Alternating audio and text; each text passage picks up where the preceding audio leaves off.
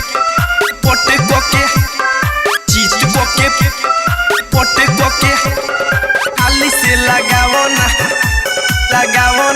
Chit कोके पोटे कोके हाली से लगाओ ना।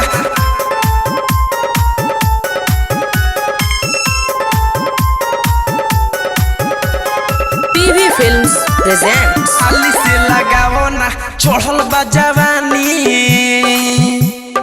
उमर को मशीन बा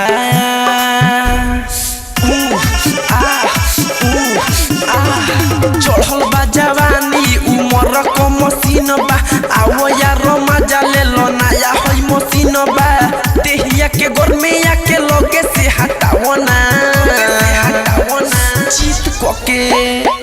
चीट कोके पोटे कोके हाली से लगाओ ना चीट कोके पोटे कोके हाली से लगाओ ना। चढ़ल बा जवानी उमर को मशीन बा आओ यार मजा ले लो नया होई मशीन बा देहिया के गोरमेया के लगे से हटाओ ना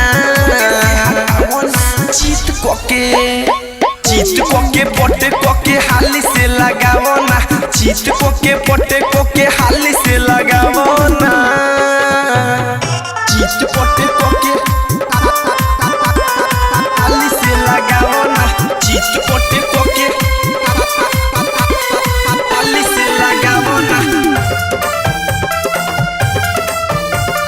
पीवी फिल्म्स प्रेजेंट्स चीट कोके पोटे कोके चीट कोके पोटे कोके चढ़ल बा जवानी हमर कलह मन मानी दुनु जो बन लागे फान जाई छहानी काहे से करत रहो जाई छहानी। चढ़ल बा जवानी हमर कलह मन मानी दुनु जो बन लागे फान जाई छहानी देहिया में आके अपन देहिया सताओ ना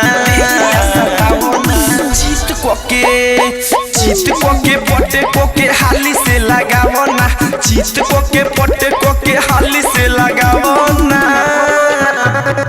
चीट पोटे कोके हाली से लगाओ ना चीट पोटे कोके हाली से लगाओ ना।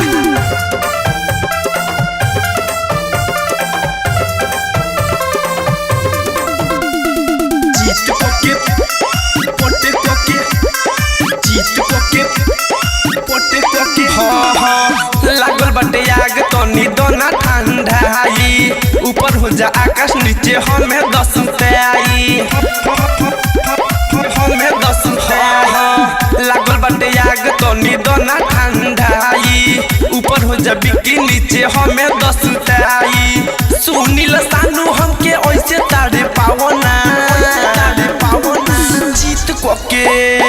चीट कोके पोटे कोके हाली से लगाओ ना चीट कोके पोटे कोके हाली से लगाओ ना। A world digital recording studio Narkatiaganj.